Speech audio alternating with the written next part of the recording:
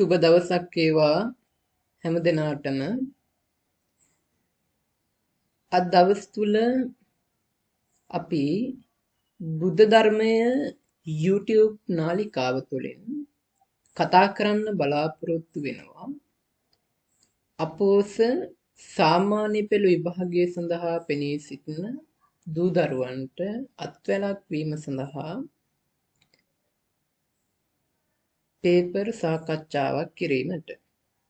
ඒ අනුව මා මුලින්ම තෝරාගත්තා 2020 වර්ෂය සඳහා පවත්වන ලද විභාගයේ පේපරේ පළමු කොටසේ පළමු ප්‍රශ්න 20 තමයි අද දවස් තුල මේ වීඩියෝ තුලින් කතා කිරීමට බලාපොරොත්තු වන්නේ.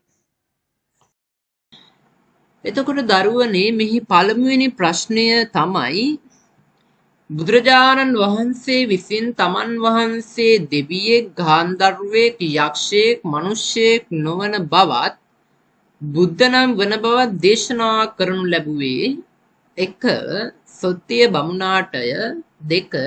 පුහුංක බමුණාටය, 3. ද්‍රෝණ බමුණාටය, 4. භාරද්වාජ බමුණාටය.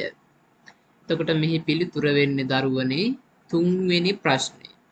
ඔයගොල්ලෝ මේ වෙනකොට පොත් කියවලා නම් ඔයගොල්ලෝ අහලා ඇති එක් අවස්ථාවක මේ ද්‍රෝණ කියන බමුණ බුදුරජාණන් වහන්සේ සමීපයට ගිහිල්ලා අහනවා ඔබ වහන්සේ කවුද? දෙවියෙක්ද, බ්‍රාහ්මණයෙක්ද, යක්ෂයෙක්ද, ගාන්ධර්වයෙක්ද? මෙහෙම අහනවා. අන්නේ අවස්ථාව තුළ බුදුරජාණන් වහන්සේ පිළිතුරු දෙනවා නැත බමුණ මම කිසි කෙනෙක් නෙමෙයි මම බුද්ධයයි දැනගන්න කියලා භාග්‍යවත් බුදුරජාණන් වහන්සේ පිළිතුරු දෙනවා. ඒ නිසා මේක තමයි පිළිතුර හැටියට අපට ගන්න පුළුවන් වෙන්නේ. හරි. අපි බලමු දෙවෙනි ප්‍රශ්නය. පළවෙනි කොටසේ දෙවෙනි ප්‍රශ්නය. රජ්ජුමාලා මට්ට කුණ්ඩලී වැනි අයට පිහිටවීම තුළින් ප්‍රකට වන්නේ බුදුරජාණන් වහන්සේගේ පුරිස ධම්මසාරථී ගුණයයි, යථාවාදී තථාකාරී ගුණයයි, තාදි ගුණයයි, අසරණ සරණ ගුණයයි. එතකොට දැන් මෙතනින්ම අපිට පැහැදිලි වෙනවා මෙතනට මේ අන්ට පිහිටවීම. නේද? මේක හැමෝම දන්නවා. මේ පුරිස ධම්මසාරථී ගුණය කියන්නේ නොහික්මනු පුද්ගලයන් හික්මවීමේ ඇති ගුණය. අඟුලිමාල ආලවක දමනය වැනි දේවල් සිදු කරේ මෙන්න මේ පුරිස ධම්මසාරථී ගුණය නිසා. යථාවාදී තථාකාරී ගුණය කියලා කියන්නේ යථාවාදී. යම් කිසි කෙනෙක් නේද යම් දෙයක් කියන්නේද තථා එසේ කරනවා. ඒතර ඒකත් නෙවෙයි. තාදි ගුණය කියලා කියන්නේ මැදිහත් බව නේද? අටලෝ දහමින් කම්පා නොවීම සරලවම කියනවා. ඒතර හතරවෙනි එක මොකක්ද? අසරණ සරණ ගුණය. එහෙනම් අනුන්ට පිහිටවීම කියන්නේ මොකද්ද? මෙන්න මේ අසරණ සරණ ගුණය. අන්න එහෙනම් හතරවෙනි පිළිතුර තමයි අපිට ගන්න පුළුවන් නිවැරදි පිළිතුර විදිහට. හරි. ඊට පස්සේ බලමු තුන්වෙනි ප්‍රශ්නය. ආර්ය මාර්ගයේ ගමන් කළ හේින්ද සුන්දර වූ නිවනට සැපත් වූ හේින්ද යහපත් වචන පවසන හේින්ද බුදුරජාණන් වහන්සේ අරහන් නම් වනසේක, භගවානම් වනසේක, සුගත නම් වනසේක, ලෝකවිදූ නම් වනසේක. එතකොට මෙතනදී අපි ගන්නෙ මොකක්ද? මෙන්න මේ තුන්වෙනි බුදු ගුණය. අපි හැමෝම අහලා තියෙනවා වේදාගම මෛත්‍රී හිමියන් විසින් රචනා කරන ලද ග්‍රන්ථයේ සඳහන් වෙනවා දරුවනි යහපත් කොට යෙතැයි සුන්දර තැනක සැපතැයි සොඳුරු බස් කියතැයි කියති ඒ මුනි රජුට සුගතැයි. මෙන්න මේ විදිහට සඳහන් වෙනවා.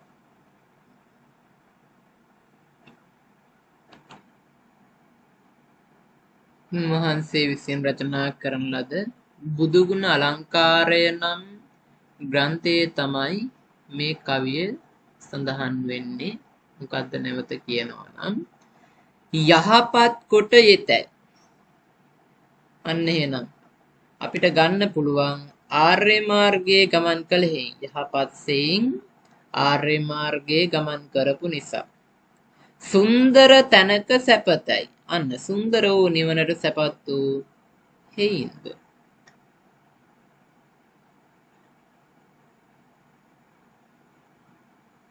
සොඳුරු බස් කියතයි.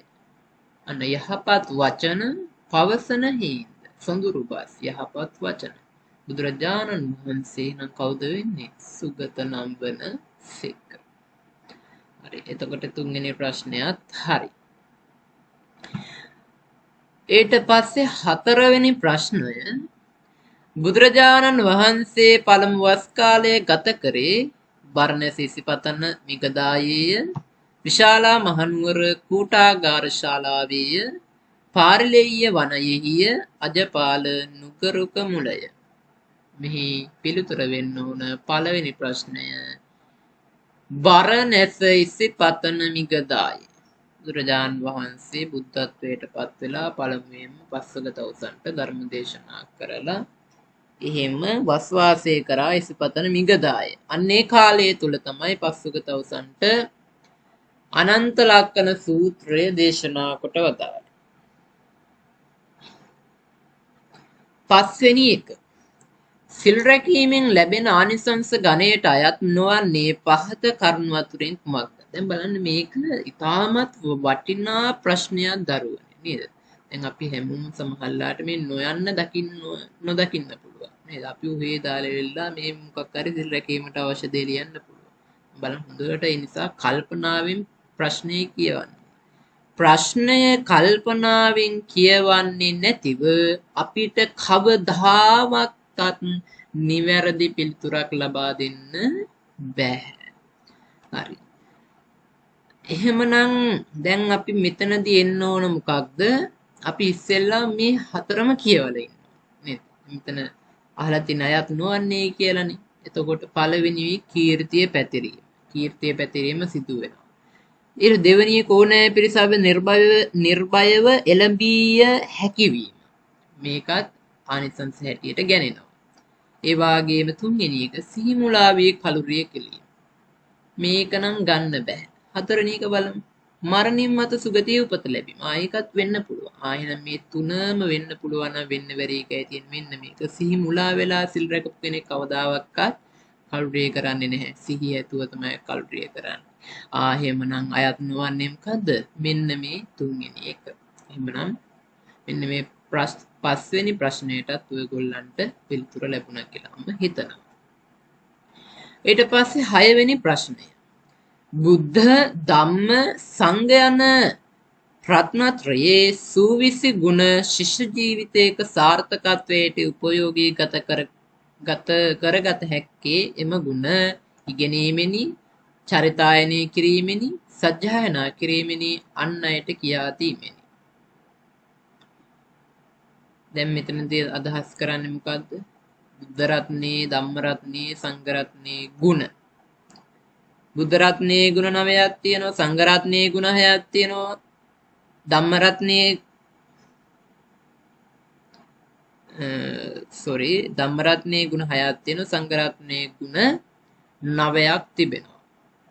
එතකොට අපි යම් කිසි එකකින් නේද අපගේ ජීවිතය සාර්ථක කරගන්න නම් නේද යම් කිසි යහපත් දෙයක් තුලින් අපගේ ජීවිතය සාර්ථක කරගන්න නම් ඒක අපේ තුල ප්‍රායෝගිකව තිබිය යුතුයි නේද?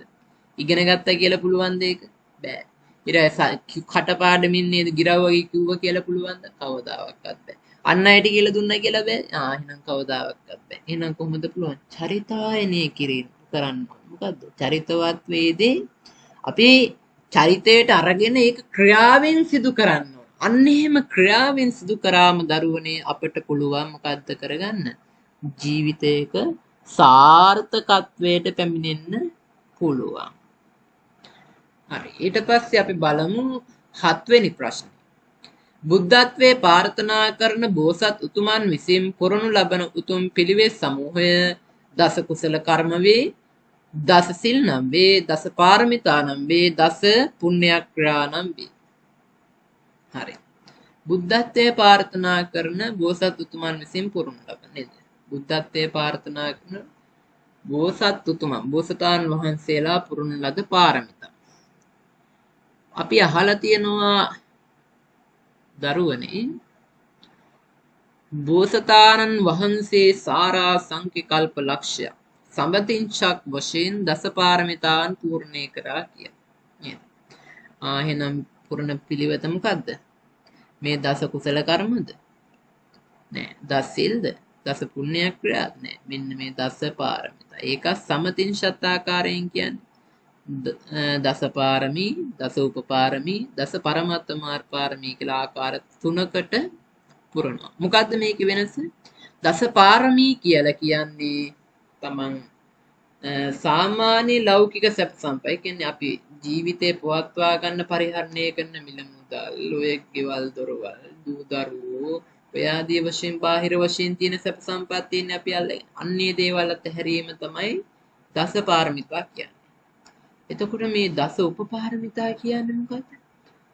ඒ දේවල් අතහැරලා තමන්ගේ ශරීරය මේ අමාරුම දේ තමන් කියන කෙනා අතාරින්නනේ. තමන් කියන කෙනා පිනවන්න තමයි අර බාහිර දේවල්. ඊට පස්සේ දෙවෙනියට අමාරුම දේ මොකක්ද? තමන්ගේ මේ ශරීරයේ කොටස් නේද? වකු කඩු, ඇස්, ලේ, ඉස්, මස් ඕවා දන් දෙන්න ටිකක් අමාරු නේද? අන්න ඒක දන් දීම තමයි දස උපපාරමිතා කියලා කියන්නේ. ඒ දස පරමත්ත පාරමිතා කියන්නේ මුළු ජීවිතේම අනුන් වෙනුවෙන් දන් දීම. ඔන්න ඒකත් පැහැදිලි කියලා මම හිතනවා. එතකොට 7 වෙනි ප්‍රශ්නයේ පිළිතුර 3 වෙනි පිළිතුර දස පාරමිතා. ඊට පස්සේ 8 වෙනි ප්‍රශ්නය. තෘෂ්ණා මාන මිත්‍යා දෘෂ්ටියෙන් මිදී කරුණා ප්‍රඥාවෙන් යුතුව ජීවිතේ විනාශ වී ගියද සත්‍ය ගරුක වීම ධර්මයේ හඳුන්වනු ලබන්නේ. සත්‍ය ගරුක බව ධර්මයේ හඳුන්වනු ලබන්නේ. පළවෙනි එක සමතින් පාරමී නමිනි, දෙවෙනි එක සත්‍ය පාරමී නමිනි, තෙවෙනි එක සත්‍ය උපපාරමී නමිනි, හතරවෙනි එක සත්‍ය පරමත්ත පාරමී නමිනි. එතකොට මේ පාරමිතාවල වෙනසම ඉස්සෙල්ලා ඔයගොල්ලන්ට කියලා දුන්නා නේද? මේ පාරමිතා කියන්නේ මොකද්ද නේද? ඒ වගේම උපපාරමිතා කියන්නේ මොකද්ද? පරමත්ත පාරමිතා කියන්නේ මොකද්ද කියලා මම පැහැදිලි කරා මුලින්. අන්න එතකොට දැන් මෙතන හඳුන්වන්නේ පාරමිතා 10න් එකක් වන සත්‍ය පාරමිතාව. සත්‍ය පැවසීම නේද? ඒතර සත්‍ය පැවසීම මුලින්ම සමහර අය බොරු කියනවා තමන්ගේ වස්තුව රැක ගන්න. ඊට පස්සේ තමන්ගේ ශරීරයෙන් යන කොටස් අඩු වෙනවට තමන්ගේ ශරීරයට කරදරයක් වෙනවට ඒකෙන් ගැලවෙන්න බොරු කියනවා. සමහර අය තමන්ගේ ජීවිතේම නැති මේකෙන් බේර ගන්න බොරු කියනවා. ඒතර මේ තුනේම වැලකී හිටියොත් අන්නේ පුද්ගලයා තමයි බුද්ධත්වයේ ප්‍රාර්ථනා කරගෙන එහෙම පාරමිතා පිරුව බවට පත්වන්නේ. නමුත් එහෙම කරන කෙනෙක් සාමාන්‍ය සමාජය අපි දකින්නේ නැහැ. නේද? අපි දකිනවා පුංචි දෙයටත් නේද? පුංචි දෙයටත් බොරු කියන මිනිස්සු තමයි මේ සමාජයේ ජීවත් වෙන්නේ. හරි. දැන් එතකොට මෙතනදී අදහස් වෙන්නේ මොකද්ද? මේ තියෙන්නේ තෘෂ්ණා මාන මිත්‍යා දෘෂ්ටි කරුණා ප්‍රඥාවිතු ජීවිතේ විනාශ වී ගියද සත්‍ය කරුක වීම. අන්න තමන් ජීවිතයම පූජා කරලා යම් කිසි කෙනෙක් සත්‍ය පවසනවා නම් තමන් කවුරු හරි මරන්න හැදුවත් බොරුවක් කියන්නේ නැතුව ඇත්ත කියනවා නම් අන්නේ පාරමිතා මොන පාරමිතා බවට පත් වෙනවද? සත්‍ය පාරමිතාද? නෑ. ඊට පස්සේ සත්‍ය උපපාරමිතාද? සත්‍ය පාරමිතා කියන්නේ අර භෞතික සැප සම්පත් විතරනේ. ඒ සත්‍ය උපපාරමිතා කියන්නේ තමන්ගේ ශරීරයේ කොටස් විතරනේ. මෙතන ජීවිතය විනාශ වී ගියද? එහෙනම් මොකක්ද දෙන්න ඕන? සත්‍ය පරමත්ත පාරමී නමිනි කියලා පිළිතුර එනවා. ඊට පස්සේ 9 වෙනි එක අපමහ බෝසතාණන් වහන්සේ ප්‍රඥා පාරමිතා ප්‍රගුණ කළ අවස්ථාවක නිදසුනක් වන්නේ. පළවෙනි එක වන්නූපත ජාතකය, දෙවෙනි එක උම්මග්ග ජාතකය, තුන්වෙනි එක වට්ටක ජාතකය, හතරවෙනි එක තේමීය ජාතකය. ඔයගොල්ලන්ගේ පොතේ තියෙනවා උම්මග්ග ජාතකය නේද? මේ ප්‍රඥා පාරමිතා විස්තර කරන තැන හොඳට බලන්න. උම්මග්ග ජාතකය කියලා කියනවා. උම්මග්ග ජාතකයේ සඳහන් වන්නේ මහෞෂධ පඬිතයාගේ කතා පුවත. මහෞෂධ පඬිතයා ඒ කාලේ පඬිතෙක් බවට පත් වෙලා තියෙන්නේ අවුරුදු 16. ඒක තමයි විශේෂත්වය. ඒකයි බුදුන් වහන්සේගේ පාණ්ඩිත්‍යය ප්‍රගුණ කරන ප්‍රඥාව ප්‍රගුණ කරන අවස්ථාවක් ලෙස එම ජාතකය අපිට ගන්න පුළුවන්. හරි. ඊට පස්සේ 10 වෙනි එක. ගෞතමයන් වහන්සේ ඇතුළත අවුල්ය පිටත අවුල්ය සත්ත්ව ප්‍රජාව අවුලෙන් වෙලී සිටි කවරෙක් නම් මෙම අවුල් නිරෝධ කරන්නේද? මෙම ප්‍රශ්නෙට දුන් පිළිතුර ඇතුළත් ගැටලු විසඳීමේ ක්‍රමය වන්නේ පළවෙනි එක ත්‍රිශිෂ්ඨා වැඩිමයි, දෙවෙනි එක ත්‍රිලක්ෂණීය වැඩිමයි, තුන්වෙනි එක ත්‍රිවිද්‍යා වැඩිමයි, තුන්වෙනි එක ත්‍රිවේදය වැඩිමයි. මෙයට පිළිතුර වශයෙන් ඉන්නේ ත්‍රිශිෂ්ඨා වැඩිම. ත්‍රිශිෂ්ඨා කියලා කියන්නේ මොකද්ද? සීල, සමාධි, ප්‍රඥා. එක් අවස්ථාවක බුදුරජාන් වහන්සේගෙන් දෙවියෙක් ඇවිල්ලා අහනවා ස්වාමීනි භාග්‍යවතුන් වහන්සේ අන්තෝ ජටා බහි ජටා ජටාය ජටිතා පජා තන්තං ගෝතම පුච්චාමි කෝ ඉමං විජටේ ජටා. නේද? ඇතුළතක් ගිනි තියෙනවා පිටතත් ගිනි තියෙනවා නේද? මෙන්න මේ ගින්නේ නේද? බේරෙන්නේ. එහෙම නැත්නම් මේක නිරවුල් කරන්නේ කවුද කියලා අහනවා. ඊට පස්සේ බුදුරජාණන් වහන්සේ පිළිතුරු වශයෙන් ලබා දෙනවා යම් කෙනෙක් සීලේ පිහිටලා සමාධිය ඇති කරගෙන විදර්ශනා වඩන්නේ නම් උත්සාහයෙන් යුක්තව ප්‍රඥාව ළඟා කරගෙන මෙන්න මේ සියලුම අවුල් නිරවුල් කරගන්නා බව බුදුන් වහන්සේ දේශනා කොට වදාළා. හරි, මම හිතනවා පැහැදිලි කියලා. ඊගාවට අපි 11 වන ප්‍රශ්නය. ගිහියෙකු ලෞකික ජීවිතයක් ගත කිරීමේදී අනුගමනය කළ යුතු ප්‍රතිපදා මාර්ගයේ ගෘහස්ත සීලය නම් වන අතර එයින් ගිහියාගේ නිත්‍ය සීලය ලෙස හැඳින්වෙන්නේ අන්න ගෘහස්ත සීලය තමයි නේද? ප්‍රතිපදා මාර්ගයේ වශයෙන් ගන්න පුළුවන් අපිට. එතකොට නිත්‍ය සීලය කියන්නේ මොකක්ද? පළවෙනි එක අෂ්ටාංග සීලය, දෙවෙනි එක දස් සීලය සිල්පත් 10ක් තියෙනවා. අෂ්ටාංග සීලය සිල්පත් 10යි. තුන්වෙනි එක ආජීව අෂ්ටමක සීලය. එතනත් සිල්පද 10ක් තියෙනවා. ඒ වගේම හතරවෙනි එක පංච සීලය. එතන පන්සිල් පද 5 අපි හැමෝම දන්නවා පස්පව්. ඒතර බෞද්ධයාගේ ගිහියාගේ නිත්‍ය සීලය තමයි පංච සීල ධර්මය. අපි හැමෝම පංච සීලය කියන එක දන්නවා තේරුම සහිතව. 12 වෙනි එක ලෝකයා සත්වයායයි කියනු ලබන ස්කන්ධ ධර්මයන් අනිත්‍ය දුක්ඛ අනාත්ම වශයෙන් දැන කරනු ලබන භාවනාව හඳුන්වනුවේ පළවෙනි එක සමත භාවනා නම්, දෙවෙනි එක විමර්ශනා භාවනා නම්, තුන්වෙනි එක පිළිකුල් භාවනා නම්, හතරවෙනි එක ආනාපාන සති භාවනා නම්. යන්නේ මේක අහලා තියෙන භාවනා වලින් තමයි මේ ප්‍රශ්නේ අහලා තියෙන්නේ. මෙන්න මේ ස්කන්ධ කියන්නේ සමූහය. එතකොට මේ අනිත්‍ය කියන්නේ ස්ථිර නොවන, දුක කියන්නේ දුක, අනාත්ම කියන්නේ එහෙනම් මගේ කියලා ගන්නේද? අනිත්‍ය නම් ඒ ස්ථිර කියන දේවල් මගේ කියලා ගත්තම මොකද වෙන්නේ? දුක ඇති වෙනවා. එහෙනම් අනාත්ම මගේ කියලා නොහිතන්න කියන එකයි මෙතනින් අපි පුරුදු පුහුණු කරන්න ඕන. අපි මේකට කියනවා විදර්ශනා වඩනවා කියලා. මේකට කියන්නේ විදර්ශනා භාවනාව, විපස්සනා භාවනාව කියලා අපි හඳුන්වනවා. නේද? විදසුන් වඩනවා කියන්නේ මේක.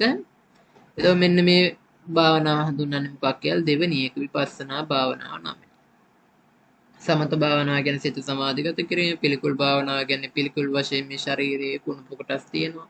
නේද? මේ ඇස කන් නාසය මේ හැම දෙයක්ම කුණප කොටස් වශයෙන් ගන්න මේ හැම දෙයක්ම අනිත්‍යයි නේද? අන්න ඒ පිළිබඳ මෙනෙහි කිරීම පිළිකුල් භාවනාව. හතරවෙනි එක ආනාපාන සති භාවනාව. සිහියෙන් යුක්තව කටයුතු කිරීම. නේද? ආශ්වාස ප්‍රාශ්වාස කෙරෙහි සිහිය උපදවාගෙන කටයුතු කිරීම තමයි ආනාපාන සති භාවනාව කියලා කියන්නේ. හරි. ඊගාවට අපි යමු 13 වෙනි ප්‍රශ්නය. ත්‍රිවිධ රත්නයේ ගුණ නුවණින් දැන ඇති කර ගන්නා පැහැදීම ධර්මයේ හැඳින්වෙන්නේ අචල භක්තිය ලෙසයි, අවෙච්ච ප්‍රසාදය ලෙසයි, සල්ලේක ප්‍රතිපදාව ලෙසයි, අමූලිකා ශ්‍රද්ධාව ලෙසයි.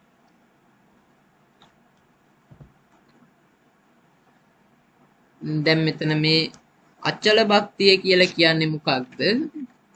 අචල භක්තිය කියලා කියන්නේ දරුවනේ දැන් මේ ඔය දන් දීම සිල් රැකීම පිළිබඳව ඇත්තටම එහි හරියට අවබෝධයකින් තොරව අර සමාජයේ චාරිත්‍රයක් වශයෙන් තියෙන නිසා අන්න එහෙම අපි අර සුපුරුදු පරිදි ගන්න නිසා අම්මා තාත්තා සිල් ගත්තු නිසා නේද අම්මා තාත්තා දන් දුන්න නිසා අන්න එහෙම දෙන පිරිසක් ඉන්නවා මෙන්න මේ අය කියන වචල භක්තියෙන් යුක්තයි කියලා. ඒ අවිච්ඡ ප්‍රසාදයේ ලෙස හඳුන්වන්නේ මොකක්ද? නේද? අන්න තෙරුවන් කෙරෙහි ශ්‍රද්ධාව ඇති කරගෙන මේ දේවල් කරන ඇත්තු ඉන්නවා. මෙන්න මේක තමයි අවිච්ඡ ප්‍රසාදය කියලා කියන්නේ. ඒතකොට මෙන්න මේ අවිච්ඡ ප්‍රසාදය කියන එක ඇතිවන්නේ සාමාන්‍යයෙන් සෝවාන් පුද්ගලයෙක් තුළ. ඒ කියන්නේ තෙරුවන් කෙරෙහි ශ්‍රද්ධාව සම්පූර්ණයෙන්ම 100%ක් පිහිටන්නේම සෝවාන් වන පුද්ගලයෙකු තුළ. එතකොට මේ සල්ලේක ප්‍රතිපදාව කියලා කියන්නේ අනුන් දෙස බලා තමන්ගේ ජීවිතය සකසා ගැනීම. හතරවෙනි එක අමූලික ශ්‍රද්ධාව කියන්නේ මෙන්න මේ අචල භක්තිය වගේම තමයි අනවබෝධයකින් යුක්තව කටයුතු කිරීම. මේ දන් දීම, සිල් රැකීම, බණ භාවනා කිරීම ආදී තුල අනවබෝධයකින් යුක්තව නමුත් ඒ දේවල් කරනවා. එතකොට මෙතෙන්දී උත්තරෙන්න පැහැදීමෙන් අවබෝධයෙන් යුක්තව කටයුතු කිරීම. එහෙනම් අවිච්ඡ ප්‍රසාදය දෙවනි පිළිතුර. හතරවෙනි ප්‍රශ්නය.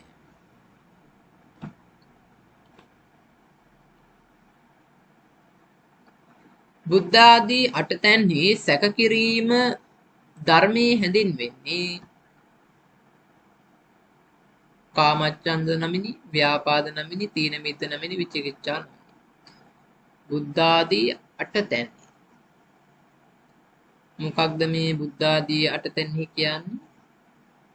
බුදු, පසේ බුදු, මහරහත්,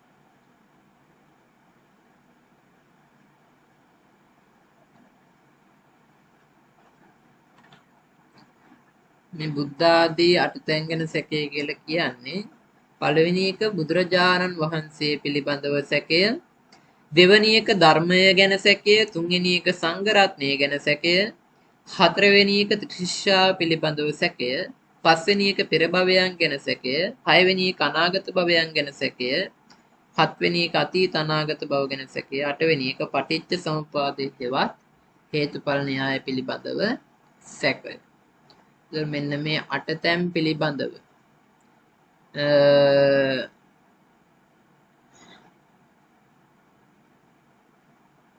සැක කිරීම ධර්මයේ හැඳින්වෙන්නේ කාමච්ඡන්ද නමිනි, ව්‍යාපාද නමිනි, තීන මිද්ද නමිනි, විචිකිච්ඡා නමිනි. එතකොට කාමච්ඡන්ද කියන්නේ කාමයට ඇති කැමැත්ත, ව්‍යාපාද කියන්නේ තරහවට ඇති කැමැත්ත, තීන මිද්දේ කියන්නේ අලසකම, කම්මැලිකම, විචිකිච්ඡා කියන්නේ සැකය.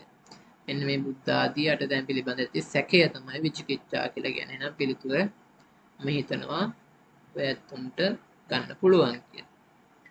15 වෙනි ප්‍රශ්නය දිගු කලක් නැවත නැවත කිරීමෙන් ප්‍රබලත්වයට පත්වන චේතනා පෙරටු කරගත් ක්‍රියා හෙවත් කුසල කුසල කර්ම ධර්මයේ හැඳින්වෙන්නේ කුමන නමකින්ද? මේ දිගු කලක් නැවත නැවත කිරීමෙන් ප්‍රබලත්වයට පත්වන චේතනා. චේතනා කියන්නේ සිතුවිලි පෙරටු කරගත්, ක්‍රියා කියන්නේ ක්‍රියාවන්.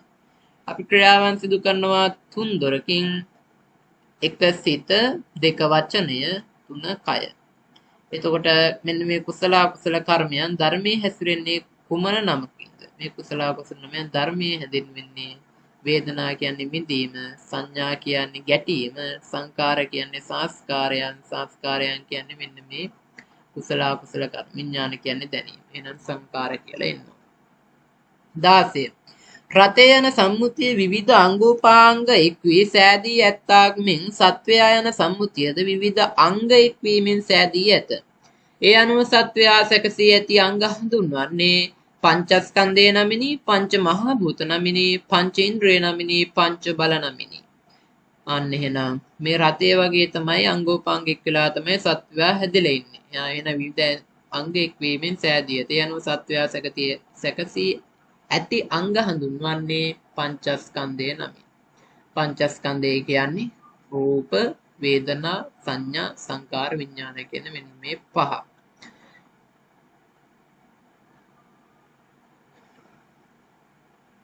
පංච මහා භූත කියන්නේ පඨවි, ආපෝ, තේජෝ, වායෝ.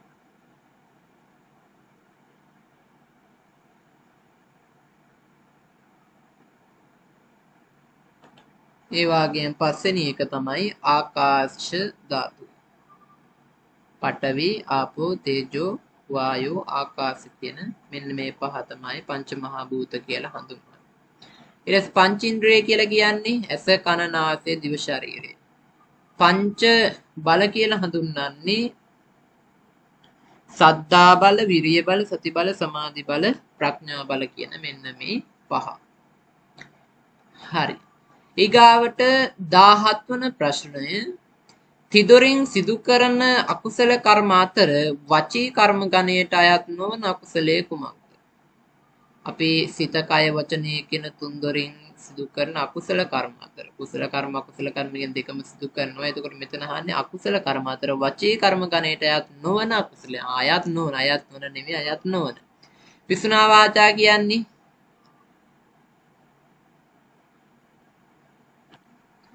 පිසුනා වාචා කියලාගෙන දරුවනේ කේලම් කීම. පරුසා වාචා කියන්නේ පරුස වචන කීම. සම්පප්පලාපා කියන්නේ හිස් වචන කීම. අවිද්‍යාව කියන්නේ ලෝභකම. එහෙනම් මෙන්න මෙතෙන්ට අයත් නොවන්නේ මොකද? අවිද්‍යාව, ලෝභකම. ඒක සිතින් වන අකුසලය. 8 වෙනි එක. සෞභාග්‍යමත් යහපත් කාලයක උපත ලද පුද්ගලයාට කාලය යහපත් වීම නිසා වාසනාවන්ත ජීවිතයක් ගත කිරීමට අවස්ථාව සැලසී පාප කර්මවල විපාක නොලැබී යයි. ධර්මයේ මේ හැඳින්වෙන්නේ ගති සම්පatti නමිනි, උපති සම්පatti නමිනි, කාල සම්පatti නමිනි, ප්‍රයෝග සම්පatti නමිනි. මොකද්ද මේ ගති සම්පatti කියලා කියන්නේ? ගති සම්පatti කියලා කියන්නේ සැප සම්පත් ඇතිව උප්පත්තිය ලබන. සමහර ඇත්තෝ නේද? කොච්චර ඔය පව් කරා සමහරලාර සැප සම්පත්තියෙන් තැනක උප්පත්තිය ලැබුවොත් අම්මලගේ තාත්තලගේ මේ මිල මුදල් තියෙන තැනක උප්පත්තිය ලැබුවොත් කොච්චර අකුසල් කරලා තිබුණත් අද කාලේ වුණත් අපිට පේන මිල මුදල් දෙන්නුවෙන් කරන්න බැරි දෙයක් නේද? ඒ වගේ අවස්ථා වෙන්න පුළුවන්. ඒතකොට මේ අකුසලයා විපාක දෙන්නේ නැහැ. වාසනාවන්ත ජීවිතයක් ලැබෙනවා. හැබැයි ඒවා පසු කාලිනව නැවත විපාක දෙනවා. උපදිච්ච භවයේ විතරක් ඒ විපාක දෙන්නේ නැහැ. දෙවෙනි එක උපදී සම්පත්තිය. මොකද්ද මේ උපදී සම්පත්තිය කියලා කියන්නේ? සමහරලාට දුප්පත් 16 කියලා ඉපදුනත් ඊටාම රූප සම්පත්තියෙන් යුක්ත වුණොත් පිරිමි හෝ වේවා කාන්තාවක් හෝ වේවා. එතකොට මොකද වෙන්නේ? රූප සම්පත්තියෙන් යුක්ත නම් ඒ කෙනාට තියෙන ඊටම වැඩි. එතකොට මොකද වෙන්නේ? හොඳ ධනවත් සිටුවරු ඒ කාලෙත් ඒ වගේ කතා තියෙන ධනවත් සිටුවරු නේ සල්ලි තියෙන අය ඒ අය සමග විවාහ වෙනවා. එතකොට මොකද වෙන්නේ? අර අක්සල් ගෙවිලා යනවා. Tamante සැප සම්පත් ලැබෙනවා. කාල සම්පත් කියන්නේ කාලය යනවා. නේද? රටේ පාලකයෝ ධාර්මිකව නම් කටයුතු කරන්න. හොඳට රට පාලනය කරනව නම් රටේ කිසිම පුද්ගලයෙකුට දිනිඳු නොවි යහපත්ව ජීවත් වෙන්න මේ මිල මුදල් අවශ්‍ය දේවල් රාජ්‍ය භාණ්ඩාගාරයෙන් අරන් දෙනවා නම් ලබා දෙනවා නම් කවදාවත් රටේ පුරවැසියෝ දුගී දුප්පත් වෙන්නේ නැහැ. අන්න එහෙනම් අපි ඒක හඳුන්වනවා කාල සම්පත්තිය කියලා. ඒ වගේ කාලයක යම් කෙනෙක් ඉපදුනොත් එහෙම ඒ පුද්ගලයා කවදාවත් අර අකුසල කර්මයන්ට මුහුණ දෙන්නේ නැහැ. නේද? මුහුණ දෙන්න අවස්ථාවක් ලැබෙන්නේ නැහැ. ඒ සැප සම්පත් ලැබෙනවා තමයි. ඊට පස්සේ 4 වෙනි එක ප්‍රයෝග සම්පත්තිය. තැනට සුදුසු නුවණ. නේද? දැන් ඔන්න දුප්පත් වෙ ඉපදුනත් සමහර අයගේ දින තැනට සුදුසුම අපි දැකලා තියෙන නේද? කොච්චර දුප්පත් වුණා හොඳට ඉගෙන ගියාන තැන් වලට එන මිනිස්සු දැක. ඒකට මොකද මේ ප්‍රයෝග සම්පත් තැනට සුදුසු නුවණ යොදලා අවස්ථානුකූලව සුදුසු දේ සුදුසු ආකාරයෙන් සිදු කරොත් ඒ පුද්ගලයාට දියුණු වෙන්න පුළුවන්. එතකොට ඒ කර්මයන් බලපාන්නේ නැහැ. ඒතර මෙතෙන්දී එන්නේ මොකද්ද? කාල සම්පත්තිය නේද? සෞභාග්‍යමත් යහපත් කාලයක ඉපදුනන් පස්සේ රජවරු පාලනය කරන අද ඔය කාලයක නෙමෙයි. නේද? අද වගේ කාලයක ඉපදුනොත් පින් ඇත්තොත් මොකද වෙන්නේ? ඒ සැප සම්පත් ටික නැති වෙලා යනවා. නමුත් මේ හඳුන්වන්නේ එහෙම කාලයක් ගැන නෙමෙයි. සෞභාග්‍යමත් කාලයක ඉපදුනා. හරි. ඊට පස්සේ 19 වෙනි එක. කර්මය හා කර්ම විපාකයේ පිළිබඳ බෞද්ධ විග්‍රහයට අනුව අන්සැපතට ඊර්ෂ්‍යා නොකරන තැනැත්තා නිරෝගීව උපදී, මහේශාක්‍යව උපදී, බුද්ධිමත් උපදී, මහා භූගීව උපදී. නේද? අන්සැපතට කියන්නේ අන් අයගේ සැපතට. නේද? මේ කර්මය හා කර්මඵලයන් අන් අයගේ සැපතට කියන්නේ සමහර අය අන්නේ සතුටින් ඉන්නකොටත් ඊර්ෂ්‍යා. නේද? ඒ සමහර අය ඉන්නවා අන්න ඒ වාහනයක් ගත්තත්, ගියක් හදාගත්තත්, ඉඩමක් ගත්තත් නේද? වැඩි මිල මුදල් ගත්තා, හොඳ රස්සාවක් ගත්තත් නේද? ඊට පස්සේ හොඳට විභාගයේ පාස් වුණත් එහෙම ඉරිසියා කරන මිනිස්සු. එතකොට ඒ වගේ අයට සැප සම්පත් ලැබෙන්නේ නැහැ. එතකොට එහෙම නොකරන කෙනාට මොකද වෙන්නේ? අන්නෙහි ප්‍රතිඵල හැටියට මොකද මහා භෝගී උප්පත්තිය ලබනවා. මහත් වූ සැප සම්පත් ලැබෙන හැම දෙයකින්ම නේද? ආඩ්‍යව උප්පත්තිය ලබන්න හේතු වෙනවා. සිව්වෙනි එක චතුරාර්ය සත්‍ය නොදැනීම හේතු කොටගෙන කුසල කුසලයේ කර්ම රැස් කරයි. යන්න සඳහන් අනුලෝම පටිච්ච සමුප්පාද පාඨය වන්නේ අවිජ්ජා පත්‍ය සංඛාරා. ඒ කියන්නේ මොකක්ද? අවිද්‍යාව නිසා සංස්කාරයන් හට ගන්නවා. සංඛාර පත්‍ය විඥානං සංස්කාරයන් නිසා විඥානය හට ගන්නවා. වේදනා පත්‍ය තණ්හා වේදනාව නිසා තණ්හාව හට ගන්නවා. උපාදාන පත්‍ය උපාදාන නිසා භවය හට ගන්නවා. එහෙනම් මේ පළවෙනි එක අවිද්‍යාව නිසා මොකද වෙන්නේ? සංඛාර කියන්නේ මොකද්ද? කුසල කුසල ධර්මයන්. මුලින්ම මේ පිළිබඳව සිහිපත් කරා. හරි, එහෙනම් මම හිතනවා ඔයගොල්ලෝ මේ තුලින් යම් දැනුමක් ලබා ගත්තා. මේ ගොඩක් ඔයගොල්ලන්ට උපකාරී වේවි මෙවර සාමාන්‍ය පෙළ විභාගයේ සඳහා. ඒ නිසා මේ දේවල් හොඳින් මතක තියාගෙන මේ හා සමාන වූ පොතපතේ තියෙන තැන් හොඳින් පාඩම් කරගන්න, මතක තියාගන්න. මේ කොටස් උද්දෘත වෙන දේවල් හොඳින් මතක තියාගන්න. ඒක ඔයගොල්ලන්ට ගොඩක් උපකාරී වේ. යම් කිසි ගැටලුවක් තියෙනවා නම් ඒ පිළිබඳව පහලින් කමෙන්ට් කරලා යන්නත් කවුරුත් අමතක කරන්න එපා. ඕනෑම ගැටලුවක් කමෙන්ට් එකක් මගින් දාන්න. ඔබට අවශ්‍ය පිළිතුර ලැබේවි කියලා මම හිතනවා. හැම දිනාටම තෙරුවන් සරණයි.